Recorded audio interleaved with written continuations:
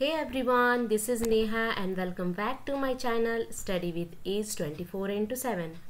आज हम seated science का एक टॉपिक लेकर आए हैं। पिछले क्लास में हमने सोर्स ऑफ फूड पढ़ा था, न्यूट्रिएंट्स के बारे में पढ़ा था, फूड क्या होता है, फूड क्यों ज़रूरी होता है उसके बारे में पढ़ा था। आज हम उसका नेक्स्ट टॉपिक लेकर आए हैं कंपोनेंट्स ऑफ फूड। ठीक है, चलिए फिर हम पढ़ते हैं components of food. Different food provide different types and amounts of की न्यूट्रिएंट्स। यहाँ बता रहा है कि हर फूड जो होते हैं सब में अलग अलग तरह के न्यूट्रिएंट्स पाए जाते हैं। ठीक है, किसी में अगर कार्बोहाइड्रेट रहेगा तो किसी में प्रोटीन रहेगा, किसी में फैट रहेगा। एक ही फूड में आपको सब कुछ नहीं मिलता है। ठीक है, it is important to choose a variety of foods from with in each food.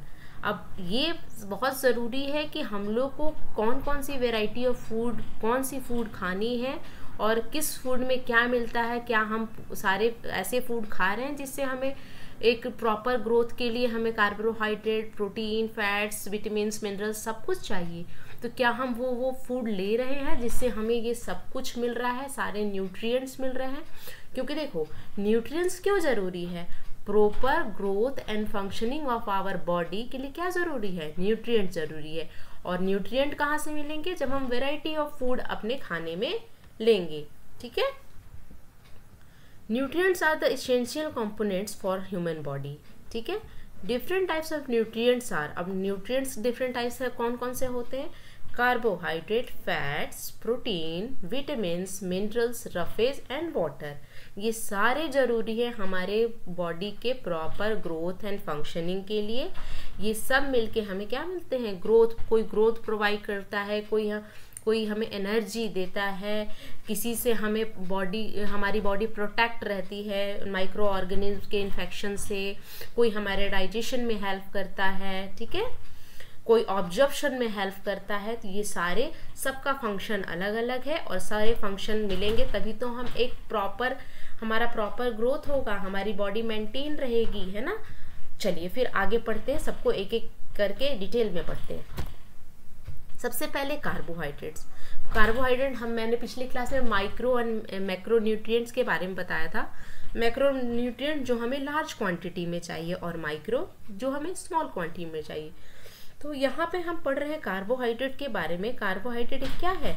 Macro nutrients है। मैक्रो न्यूट्रिएंट्स का मतलब क्या होता है? जो कि हमें लार्ज अमाउंट में चाहिए। ठीक है ना। कॉन्सिस्ट ऑफ, अब ये बना कैसे है? Carbohydrate consist of carbon, hydrogen and oxygen. किससे बना है? C for carbon, H for hydrogen, O for oxygen से मिलके बनता है। ठीक है। सोर्सेस कहाँ है? सोर्सेस मतलब ये हमें कहाँ से मिलेगा? ग्रेन्स में, है ना। जैसे राइस हो गई, चपाती हो गई, इन सब चीज़ों से। वेजिटेबल से, ग्रीन लीफी वेजिटेबल से। ठीक है, फ्रूट से, मिल्क से, डेयरी प्रोडक्ट से, इन सब जगहों से हमें क्या मिलता है? कार्बोहाइड्रेट मिलता है। ठीक है, कार्बोहाइड्रेट को क्या बोलते हैं? Energy giving food. ऐसे फूड जिससे हमें कार्बोहाइड्रेट मिलता है। तो कार्बोहाइड्रेट क्या देता है? एनर्जी देता है। तो कार्बोहाइड्रेट को हम क्या बोलते हैं? एनर्जी गिविंग फूड या एनर्जी गिविंग न्यूट्रिएंट्स। और एक और है जो कार्बोहाइड्रेट के साथ साथ वो भी हमें एनर्जी प्रोवाइड करता है, वो क्या है? फैट्स। तो fats and carbohydrate collectively known as energy giving food. हमें एनर्जी फैट्स और कार्बोहाइड्रेट दोनों से मिलता है। Our body break down carbohydrate into glucose and the glucose is the main source of energy. हमारा बॉडी क्या करता है? कार्बोहाइड्रेट, जैसे हम खाना लिए, ठीक है, तो खाना लिए, रोटी लिए, चपाती लिए, फिर डाइजेशन का प्रोसेस होता है। डाइजेशन के प्रोसेस में क्या होता है? हमारा बॉडी जैसे ही हमारे स्टमक में एंटर करता है तो उसमें बहुत सारे ऐसे एंजाइम्स रहते हैं जिसके थ्रू हमारा जो फूड आइटम है वो ग्लूकोज में ब्रेक होता है, टूटता है। और ग्लूकोज को हम क्या बोलते हैं? Main source of energy. Glucose से हमें क्या मिलती है? एनर्जी मिलती है। Common carbohydrate are sugar and starch. अगर आपसे क्वेश्चन आए एग्जाम में कि कॉमन कार्बोहाइड्रेट कौन से होते हैं, तो एक होता है शुगर और दूसरा स्टार्च। अब देखो, टेस्ट ऑफ कार्बोहाइड्रेट के बारे में हम पढ़ेंगे। Test of carbohydrate, test of protein, test of fat से क्वेश्चंस आते हैं, तो आप इसको अच्छे से पढ़ना कि कौन कौन से स्टेप्स होते हैं इसमें। ठीक है, फूड। सबसे पहले फूड लेंगे कि किस फूड में कार्बोहाइड्रेट है किस में नहीं है, तो सबसे पहले ऐसा कोई एक फूड लेंगे, उसमें क्या करेंगे 2 to 3 drop of dilute iodine solution लेंगे। कितना लेंगे 2 to 3 drop of dilute iodine solution. एक फूड आइटम में उसमें क्या डालेंगे 2 से 3 बूंद डाइल्यूट आयोडीन सोल्यूशन का डालेंगे। थोड़ी देर बाद आप क्या देखोगे ब्लू ब्लैक कलर अपीयर होगा। कैसा कलर आपको दिखेगा ब्लू ब्लैक। अगर उस फूड आइटम में ब्लू ब्लैक कलर दिखता है इसका मतलब है कि उस फूड आइटम में क्या है कार्बोहाइड्रेट है। ठीक है, चलो आगे बढ़ते हैं। अब हम फैट्स के ऊपर आ गए। Fats is also called fatty acid और लिपिड। फैट को और हम क्या बोलते हैं फैटी एसिड भी बोलते हैं और लिपिड भी बोलते हैं। ठीक है, made from carbon hydrogen and oxygen. ये भी किससे बना है कार्बन से हाइड्रोजन से ऑक्सीजन से। ठीक है, एक्ट एज ए फ्यूल। अब क्या होता है ना कि फैट का डाइजेशन सबसे लेट होता है। ठीक है ना, तो क्या होता है जब डाइजेशन लेट होता है और ये क्या करता है ना बहुत एनर्जी देता है, ये कार्बोहाइड्रेट से भी ज़्यादा एनर्जी हमें देता है। इसीलिए हम उसको किसकी तरह बोलते हैं, क्या बोल सकते हैं, ये किसकी तरह एक्ट करता है किसकी तरह बिहेव करता है फ्यूल की तरह। जैसे पेट्रोल क्या है एक वन ऑफ द फ्यूल है। ठीक है ना, तो पेट्रोल क्या जब तक आप गाड़ी में पेट्रोल नहीं डालोगे वो आगे नहीं बढ़ेगी। तो हमें रोज़मर्रा की ज़िंदगी के लिए बहुत ज़्यादा गुड फैट और बैड फैट भी होते हैं, है ना। तो आपको गुड फैट लेना है ना, और फैट बहुत ज़्यादा मात्रा में नहीं लेना है। ठीक है, नहीं तो फिर क्या हो जाती है बहुत सारे डिजीज़ क्रिएट होने स्टार्ट हो जाते हैं, बहुत सारे डिजीज़ होने स्टार्ट हो जाते हैं, ओवरवेट हो जाता है आदमी, है ना। तो फ्यूल की तरह काम करता है, help the body to absorb certain vitamin. और एक और क्या है इसकी स्पेशलिटी, मतलब स्पेशल कैरेक्टर है इसका कि वो विटामिन्स को एब्जॉर्ब करने में हेल्प करता है। कौन करता है, अगर क्वेश्चन आए कि कौन से ऐसे न्यूट्रिएंट्स जो विटामिन को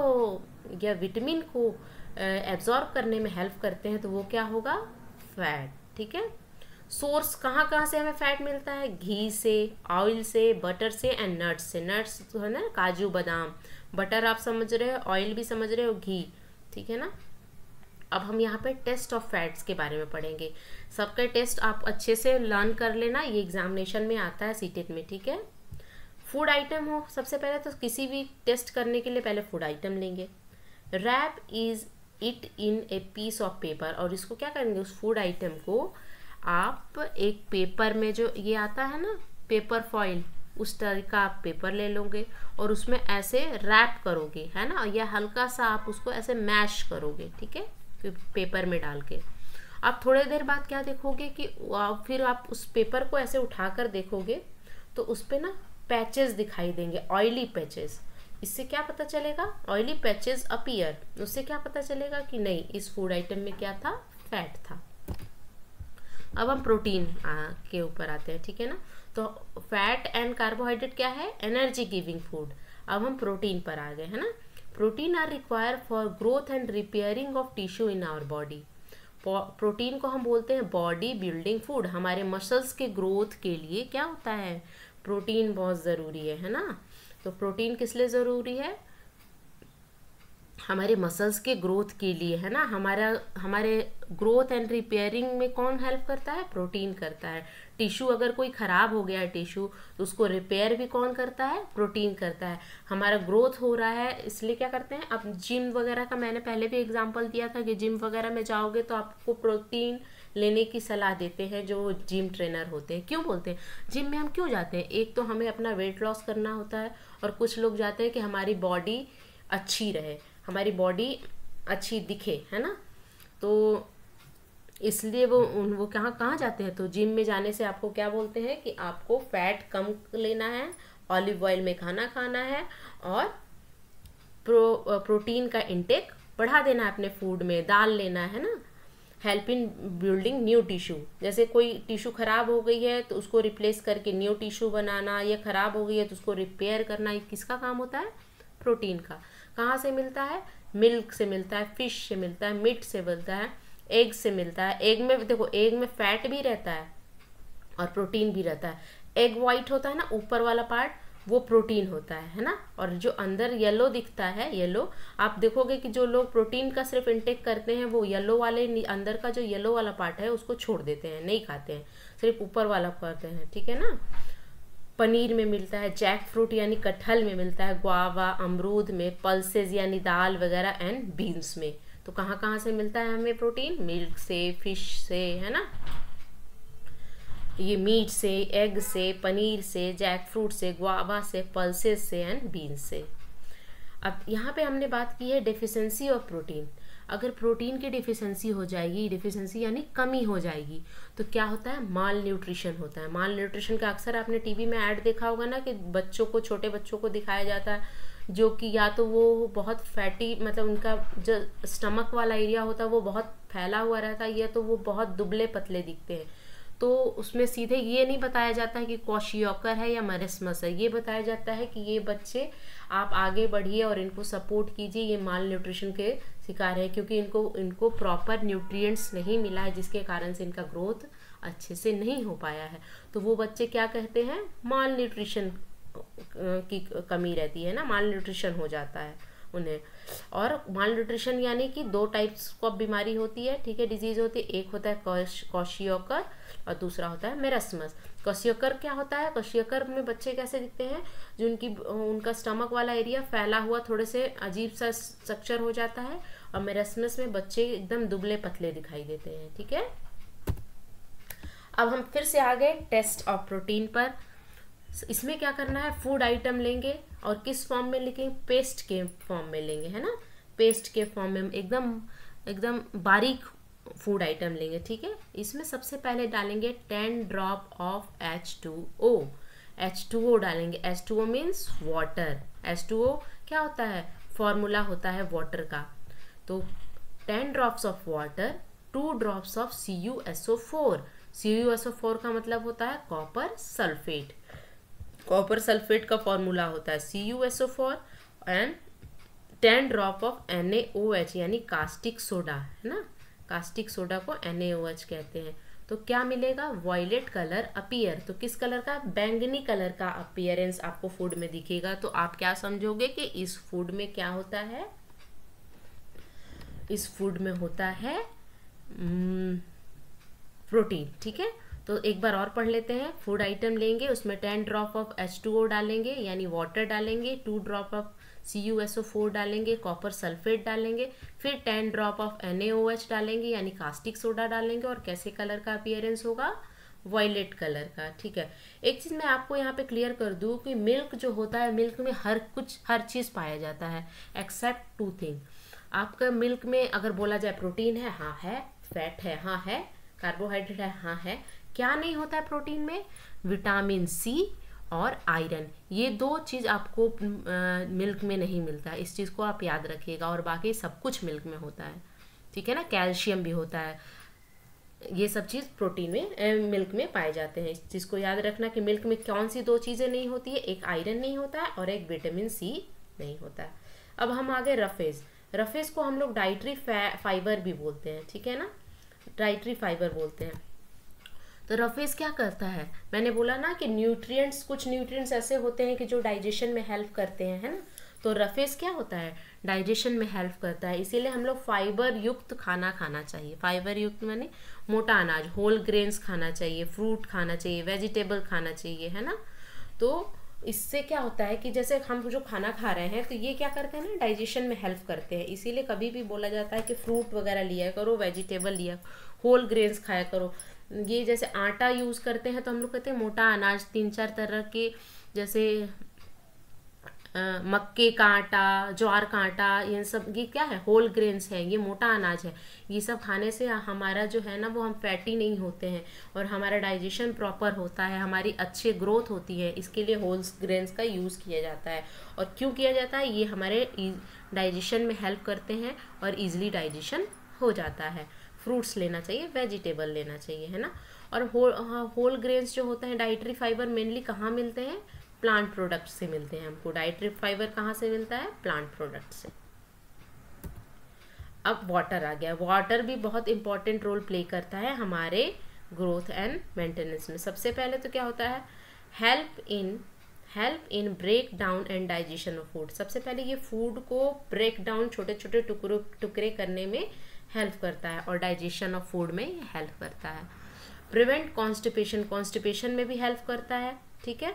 और वाटर इज़ द, अब क्या होगा कि अगर आप वाटर अच्छे से लोगे तो आपका जो मोशन होगा वो अच्छे से होगा, है ना, मोशन अच्छा होगा, मोशन में कोई प्रॉब्लम नहीं आएगी, है ना। तो वाटर लेते रहना चाहिए हमें। और वाटर कम से कम आपको मिनिमम 3 to 4 लीटर वाटर आपको एक दिन में पीना ही चाहिए, है ना।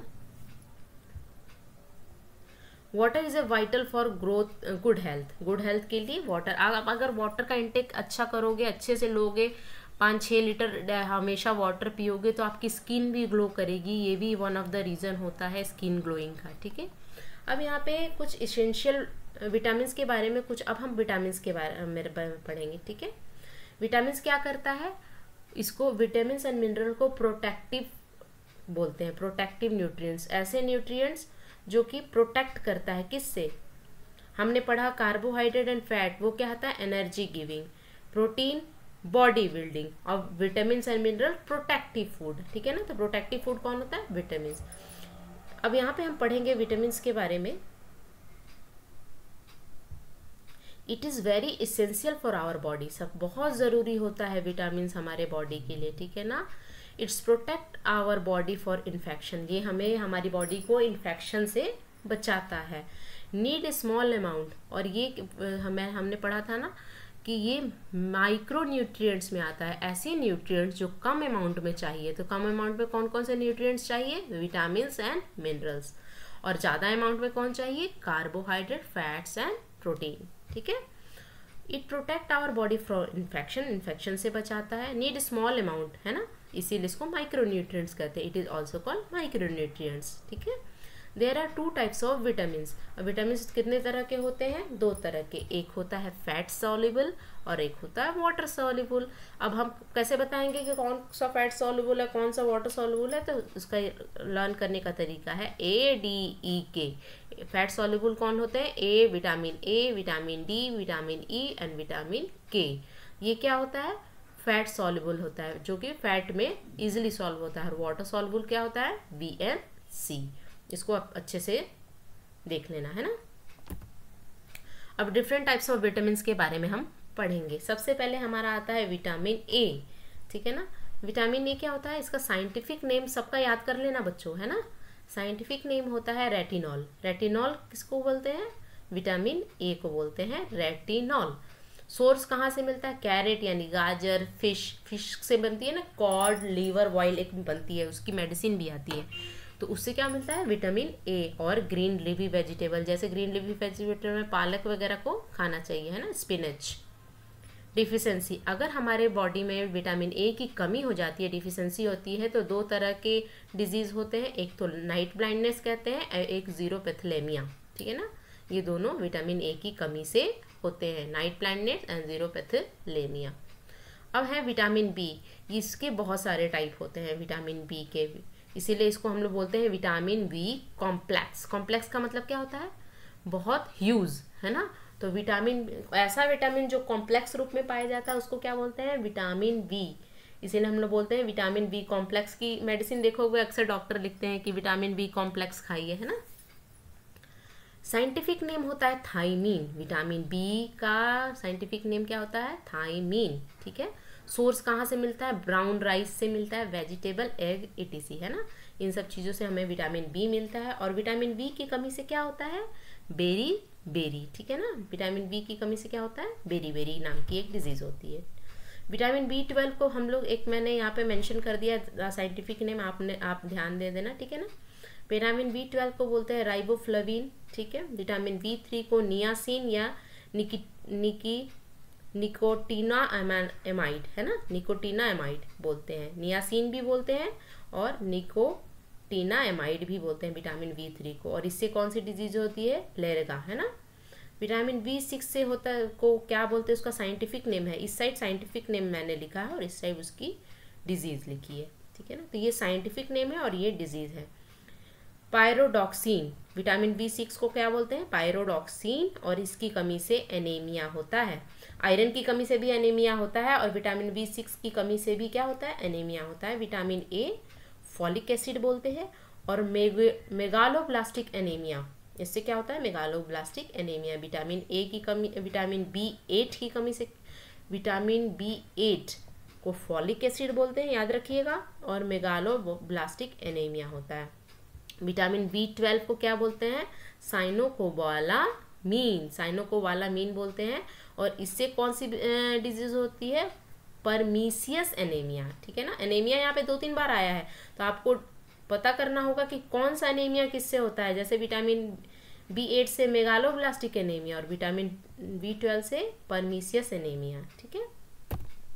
अब विटामिन सी, अब मैंने बताया ना कि विटामिन सी आपको हर जगह मिले, दूध में सब कुछ मिलता है, लेकिन विटामिन सी नहीं मिलता है और आयरन नहीं मिलता है।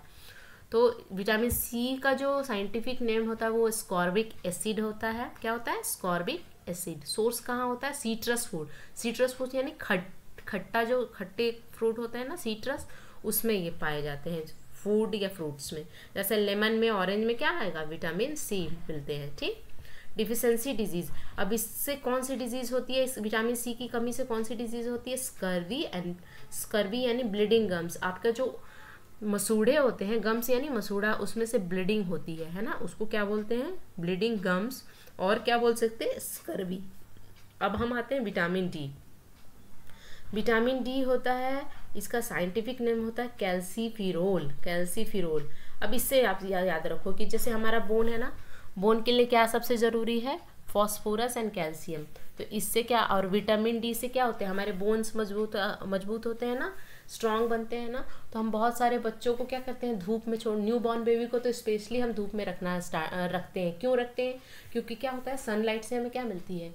Vitamin D. आजकल आप रिसेंटली आप बहुत जगह सुनोगे, बहुत लोगों से कहते सुनोगे कि हमें विटामिन डी की कमी डॉक्टर ने बताई है, टेस्ट में विटामिन डी। ऐसा क्यों हो रहा है?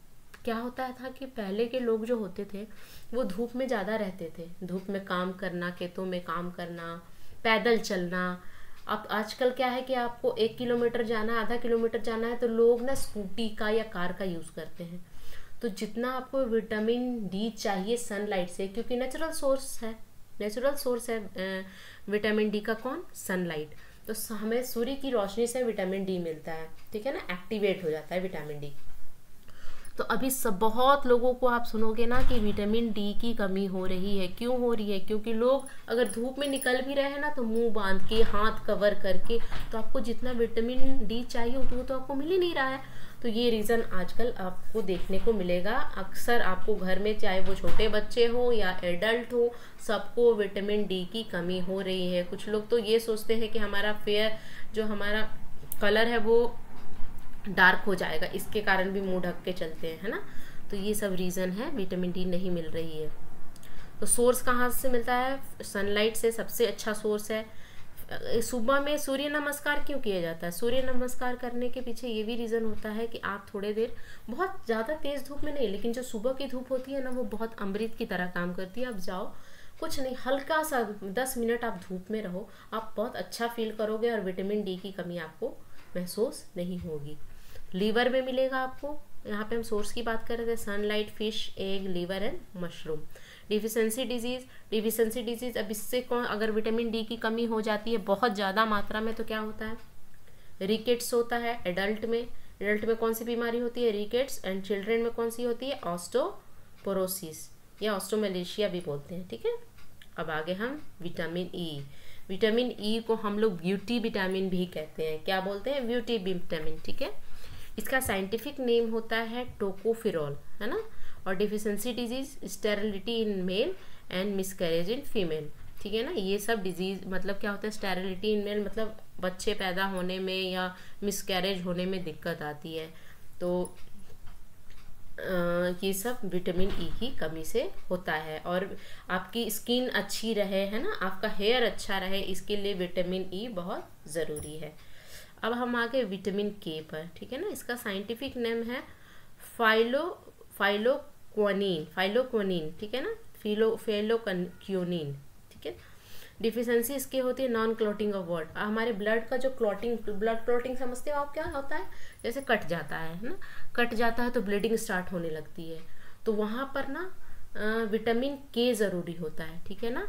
विटामिन के ज़रूरी होता है। तो विटामिन के अगर नहीं रहेगा तो हमारा ब्लड ऐसे थोड़ा सा प्रेस करके रखो थोड़ी देर में, तो आपका ब्लीडिंग रुक जाता है।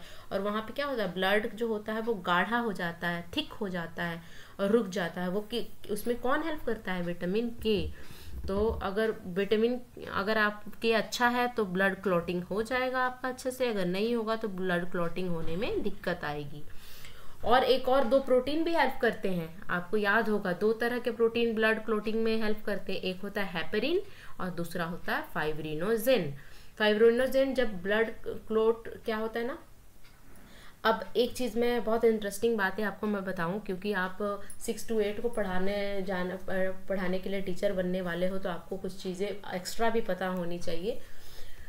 देखो, ब्लड क्लोटिंग के लिए प्रोटीन जो जरूरी है उसका नाम है फाइब्रिनोजेन, ठीक है, लेकिन वो ब्लड क्लॉट कराने में हेल्प करता है। तो जब फाइब्रिनोजेन हमारे बॉडी में है तो हमारा ब्लड हमारे बॉडी के अंदर क्लॉट क्यों नहीं होता है, ब्लड का थक्का क्यों नहीं जमता है, क्योंकि वहाँ पे हमारे इनसाइड आवर बॉडी दूसरा प्रोटीन वर्क करता है। कौन होता है, हेपेरिन, जो ब्लड क्लॉटिंग नहीं होने देता है, और फाइब्रिनोजेन ब्लड क्लॉटिंग करवाता है। अब हेपेरिन कहाँ काम करता है, इनसाइड द बॉडी, और फाइब्रिनोजेन कहाँ करता है, आउटसाइड द बॉडी, ठीक है ना। तो आपको क्लियर हो गया होगा क्या मैं आपको बताना चाह रही हूँ। अब हम आ गए मिनरल्स में। मिनरल्स क्या है, माइक्रो न्यूट्रिएंट्स जो कि प्रोटेक्ट करते हैं। उसमें सबसे पहले आता है आयोडीन। आयोडीन की कमी से क्या होता है, goitre, enlargement, thyroid gland enlarge हो जाता है, बड़ा सा दिखता है ना यहाँ पे गले के पास फुला हुआ, वो क्या होता है, आयोडीन की कमी से क्या होता है, ग्वाइटर होता है। आयरन की कमी से मैंने बताया ना, एनीमिया होता है। फॉस्फोरस की कमी से, ये सब क्या है, ये सारे हैं, आयरन, आयोडीन, फॉस्फोरस, कैल्शियम, ये मिनरल्स हैं, ठीक है ना। फॉस्फोरस कमी से क्या होता है, bad teeth and bones, bone और टीथ हमारा क्या होता है, बैड हो जाता है, ठीक है।